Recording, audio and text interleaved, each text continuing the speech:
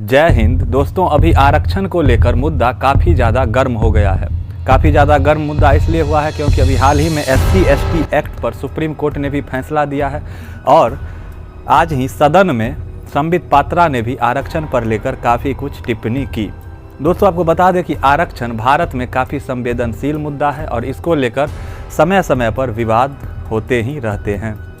आरक्षण हालांकि कांग्रेस जब सरकार में कांग्रेस थी, कांग्रेस ने भी आरक्षण को लेकर कई नियम कानून बनाए थे और बीजेपी भी आरक्षण को लेकर कई नियम कानून बनाती है। लेकिन दोस्तों अब आप पहले ये सुनिए कि लोकसभा में यानी कि जो संसद भवन है उसमें आरक्षण को लेकर संबित पात्रा ने क्या कुछ कहा है और क्यों विवाद में संबित पात्रा आ सकते हैं। आरक्षण मुझे तो कहते हुए तकलीफ होती है, जो लोग आरक्षण के ऊपर इस प्रकार मगरमच्छ के आंसू बहाते हैं वो लोग आज जवाब दें। कांग्रेस के दिग्गज नेता यहां मौजूद हैं, आप बताइए क्या यह सच नहीं है कि जो सेंट्रली फंडेड इंस्टीट्यूशंस हैं, जामिया मिलिया इस्लामिया और अलीगढ़ मुस्लिम यूनिवर्सिटी, भारत का संविधान कहता है कि ये सेंट्रली फंडेड इंस्टीट्यूशंस के अंदर भी हमारे SC और हमारे ST बंधुओं के लिए आरक्षण का प्रावधान रहे। मगर बड़े दुख के साथ मुझे कहना पड़ रहा है 2011 में जामिया मिलिया इस्लामिया से SC/ST स्टूडेंट का आरक्षण कांग्रेस पार्टी ने समाप्त कर दिया और ठीक उसी प्रकार 1981 में अलीगढ़ मुस्लिम यूनिवर्सिटी से SC/ST स्टूडेंट्स का आरक्षण कांग्रेस पार्टी ने मुस्लिम तुष्टीकरण के कारण समाप्त कर दिया। इसके लिए कांग्रेस पार्टी को जवाब देना होगा। आज मैं सुन रहा था यहां कोई पेपर लीक के विषय में कह रहा था, अरे अपने गिरेबान में झांक के देखो भैया, गिरेबान के अंदर पाप ही पाप भरा हुआ है और आप हमारी तरफ देख रहे हो।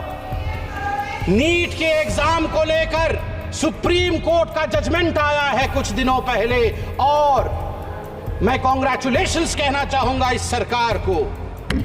बिल्कुल सही तरीके से जो धर्मेंद्र प्रधान जी ने उस दिन यहां पर आप लोग चिल्ला रहे थे, धर्मेंद्र प्रधान जी ने जो कहा था इंतजार करिए, we will come out clean on NEET examination, the highest court of this country has buried us, the highest court of this country has given its verdict.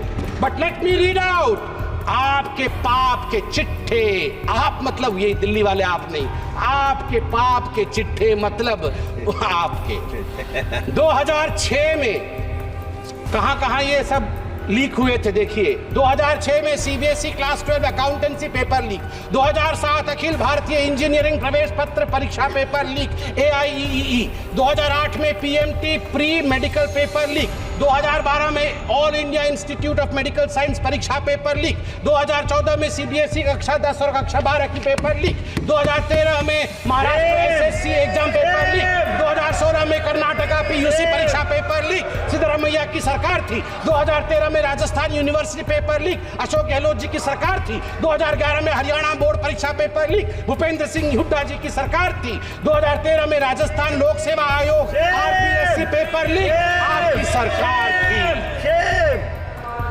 आप जरा सोच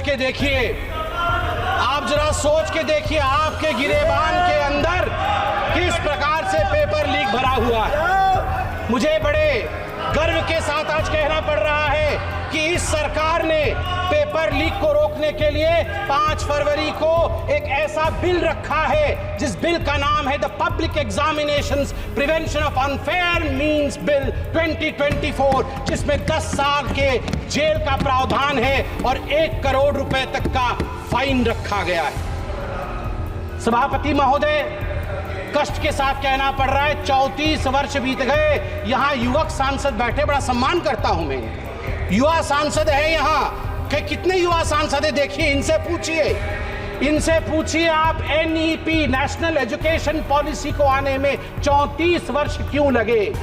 गर्व के साथ कहूंगा 2014 में प्रधानमंत्री नरेंद्र मोदी, भारतीय जनता पार्टी ने अपने मैनिफेस्टो में सीना ठोक करके कहा था हम सरकार में आएंगे, नई शिक्षा नीति लाएंगे और हमने वो करके दिखाया है, ये मोदी की गारंटी है। तो दोस्तों संबित पात्रा को आपने सुना, संबित पात्रा ने जो कहा है हालांकि वो एकदम सही बात है और कांग्रेस को भी ये मानना चाहिए, राहुल गांधी को भी ये मानना चाहिए कि जब उनकी सरकार थी तो आरक्षण को लेकर कांग्रेस ने भी कई सारे ऐसे नियम बनाए थे जो कि उस समय बीजेपी इस नियम का विरोध कर रही थी, और जब अब बीजेपी ऐसा कर रही है तो कांग्रेस इसका विरोध कर रही है। दोस्तों, आप इसके बारे में क्या सोचते हैं? आरक्षण को लेकर आप अपनी क्या सोच रखते हैं और आप किस कास्ट से आते हैं? आपकी कैटेगरी क्या है? हमें कमेंट में ज़रूर बताना। साथ ही वीडियो को लाइक और चैनल को सब्सक्राइब जरूर कर लेना। आपसे मिलते हैं किसी नेक्स्ट वीडियो में किसी नेक्स्ट टॉपिक के साथ। तब तक के लिए धन्यवाद।